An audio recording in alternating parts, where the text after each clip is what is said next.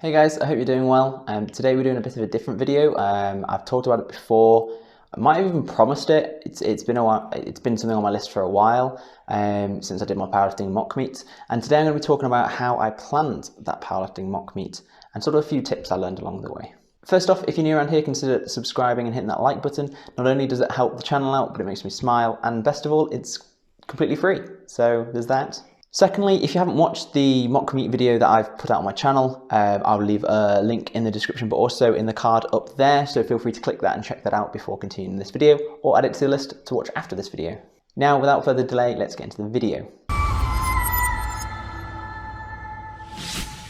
So the topics I'm going to be touching on today are timings, food and drink, and accountability. Before we get into that though, for those who might not know what a mock meet is, generally speaking, a mock meet is used to give you a feel of how a competition might go without the pressure of the competition actually itself and sort of the day itself, because you can do it in your own time, or sometimes gyms actually put them on for potential competitors to do, or if you're in a powerlifting club, then they might do sort of club mock meets as well. It gives you a chance to gauge where your strength levels are at, how the day flows and how it feels, and how the commands are called if that's something you're not used to. And it gives you a chance to sort of feel how that is itself. Then based on how that mock meet has gone, you can adapt your plan for the competition day itself, sort of using that information, the experience you've gathered on that mock meet, whether that be tweaking your attempts or sort of giving yourself hints and tips on how you can deal with the pressure and the sort of mental aspect of that day when it comes around to it. Timings. So the benefit of doing a mock meet, especially one at home, is that it's completely under your own circumstances.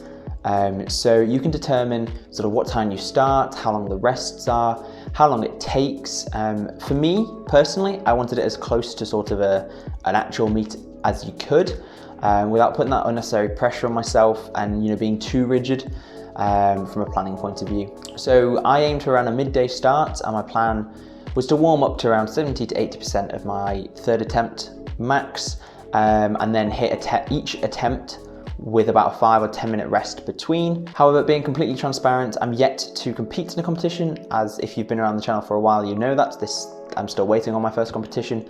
So a lot of the planning of the mock meet was actually done based on research and forums and Reddit and stuff like that. So yeah, take everything that I say sort of with that understanding that I'm yet to compete in an actual competition, and I'm just working from what I've seen online and the research I've done myself. The timings in an actual competition and maybe your mock meets will differ, because in an actual competition it's going to be dependent on how many lifters are in each flight, how many platforms are being used, how many judges there are, and how the competition on the day itself is being run by those who are running it. So there's a lot more variables than you might have when doing it at home by yourself or with a friend, or even at a local gym. However, like I said at the beginning, it's based on your circumstances, so you can alter these timings to whatever you think will work best, and you even test a few of them over a few different mock meets if you've got that luxury to run a few mock meets to see what works best for you in that environment. So for me, in between each of the different lifts, I was taking about 2 hours of rest time.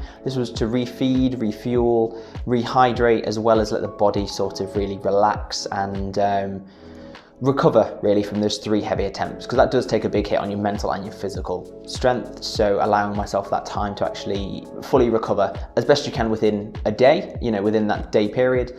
That's what I went with, that's what the research sort of dictated, that's what I've seen online, and that's what I sort of stuck to and tried to keep accountable to and hold to that. Overall, I think that 2 hours break between each of the 3 different lifts for me worked pretty well. I never felt fatigued going into the next lift, and I had time to eat plenty of food, let that digest, get plenty of water in me, use the bathroom, stuff like that, stuff you don't necessarily think about. The day itself ended up being about 7 or 8 hours total, so it was a long day. But I sort of expected that, as what you see when you do this research into lifting meets. Some of them are done in a few hours, but the majority seem to be almost like a full day event. So I sort of went in with that mental aspect that it's going to be a long haul. I've got to sort of keep that mental strength there throughout the day, and this gave me an opportunity to test that and to do that. Food and drink. The biggest tip, undoubtedly, that you'll find online when you're doing research on a powerlifting meet or a mock meet to do with food and drink is to eat stuff your body's used to. Don't try and introduce something new that you saw somebody else use and saw somebody else have in their meat, because their body's different to yours. You don't want to have an unexpected toilet break or tummy upset on the day of a meet. A mock meet you can get away with a little bit, but Ideally, you don't want to do that because you want to treat it as close as you can to a competitive meet and treat it as such. Obviously, with it being your circumstances, obviously you've got a toilet nearby, you've got facilities nearby, you've got food and drink on tap. In an actual meet, you might not have those luxuries. There might only be 1 or 2 toilets. They might, be occupied. Stuff like that you've got to consider. So try and keep the food and drink that your body's used to included. You can obviously have a higher amount if that's something you want, but try and keep it stuff that your body's used to, so you don't add in any unnecessary surprises on top of what might already be quite a stressful and anxiety building day. For me, that's exactly what I did do. I kept the foods that I knew. I started the day off with quite a big breakfast of Greg Doucette's French toast pancakes, along with some blueberries and some Greek yogurt. I knew this would fill me up. This is something my body's been used to, and it will give me, a good start to the day prior to those first big lifts. Throughout the day, I was trying to keep my energy levels high, so I was snacking quite a lot, and for those snacks, it was generally things like biltong, protein bars, crunchies, cookies, jelly babies, salt and vinegar Pringles, that sort of stuff. Again, stuff my body's completely used to, nothing new to shock the body, but just snacking. And to be honest, it also gives you a bit of a feel-good factor, because how often, if you're training for a goal, how often are you going to let your diet sort of dictate that sort of food? A lot of the time you don't. A lot of the time you might have those in small quantities here and there. For me, the mock meet was a day to basically let my diet be dictated by an 8-year-old. And that was fine. Like I say, it kept me full, it kept my energy levels high, and it made me feel quite good that I was eating sort of these treat foods, Between bench press and squats, I also had a chicken and bacon pasta salad, again, something my body was used to, but was more of a whole meal rather than just snacky foods that I was having throughout the rest of the day, to sort of give my body more of that full nutritious feel as well, than just, snacks and crisps and cookies and such. In terms of what I drank on the day, it was mainly some Lucozade Sports. Again, body's used to it, nothing new, but it was just something to keep me hydrated and keep the electrolytes in my body and me feeling good, hydrated, all that sort of good stuff. Nothing new, nothing surprising there. As I said earlier, this mock meet is most likely under your circumstances. So if you feel like instead of snacking, you do want to keep to 3 or 4 or 5 meals a day that you usually do, by all means you can do that.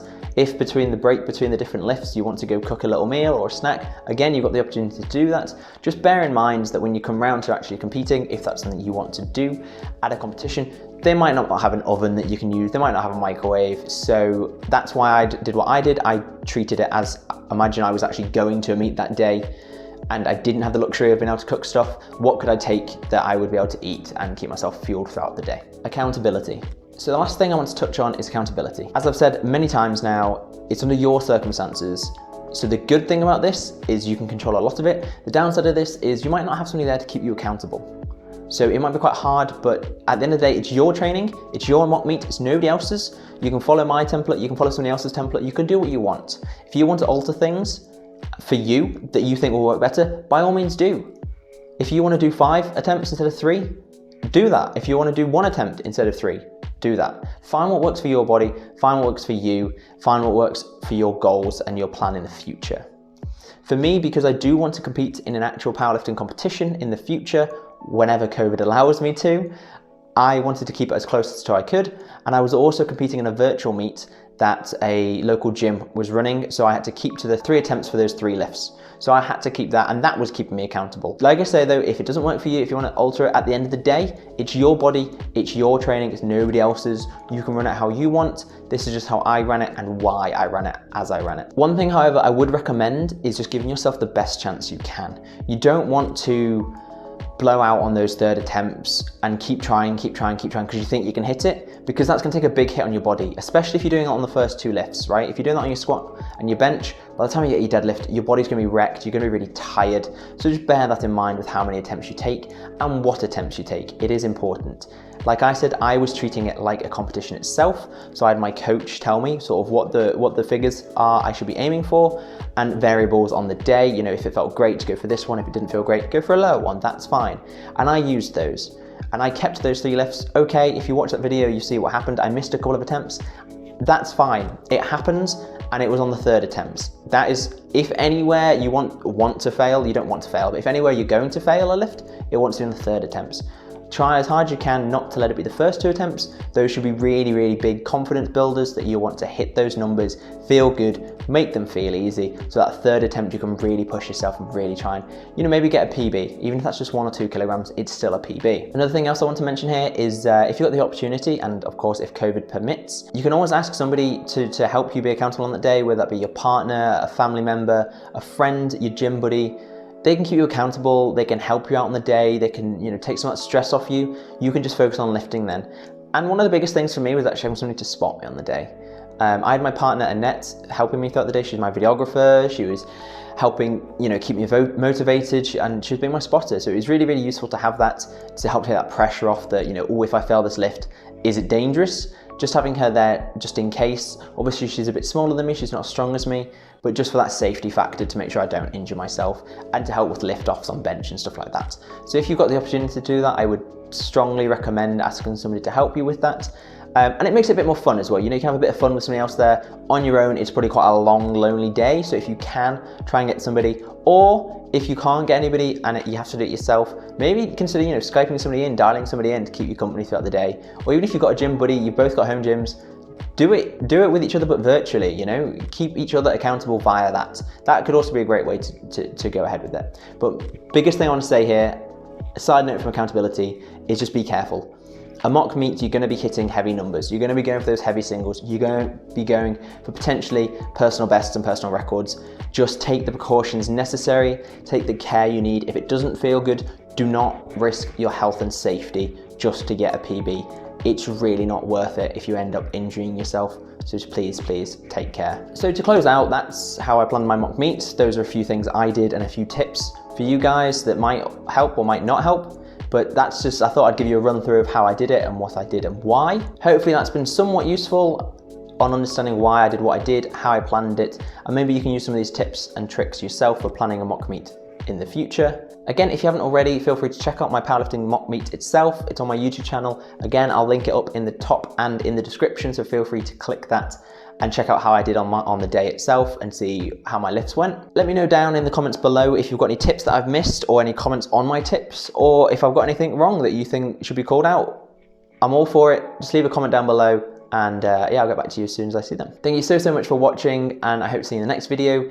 If you've enjoyed the video, consider leaving a like and consider subscribing. Honestly, it makes me really happy, helps the channel grow. At the time of recording, I'm currently 3 subscribers off my arbitrary goal of 169 subscribers, so you could be one of those 3, who knows. I hope you all stay safe and stay well, but for now, as always, bye! First off, if you're new around here, consider subscribing. Nope. First off, if you're new around here, consider... Now, without any... why do I keep saying